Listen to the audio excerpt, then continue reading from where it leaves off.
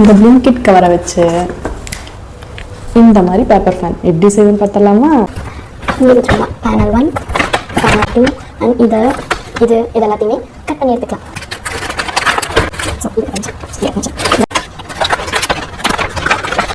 இந்த மாதிரி ஃபோல்டிங் பண்ணிடலாம். இது எல்லாமே கட் பண்ணியாச்சு. ஓகே, நம்ம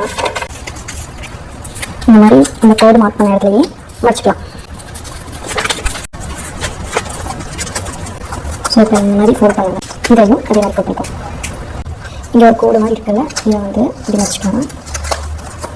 இந்த ஒரு கம் அப்ளை பண்ணி ஒட்டிக்கலாம்.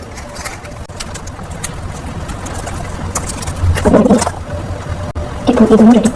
இப்போ ரெண்டு சேர்த்து இப்படி ஒட்டிடலாம். இதையும் ஒட்டியாச்சு. இந்த அப்படியே ஒரு ரப்பர் பேண்டை போட்டுட்டு ஸோ இந்த சிங்கிள் பீஸ் இருக்குல்ல, இதை வந்து ஒரு கம் அப்ளை பண்ணிட்டேன். அப்படியே இங்கே பேஸ்ட் பண்ணிட்டு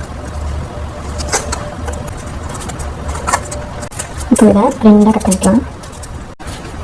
இது இந்த சைடும் பேஸ்ட் பண்ணிக்கலாம். அவ்வளோதான், இது இப்போ ரெடி. உங்களுக்கு இந்த மாதிரி பிளிங்கிட் கவர் கிடச்சிட்டா நீங்களும் செஞ்சு பாருங்கள். இனியிலிருந்து எந்த பண்ணுங்க. அடுத்த வீடியோ பார்க்கலாம், மறக்காம ஃபாலோ பண்ணிடுங்க.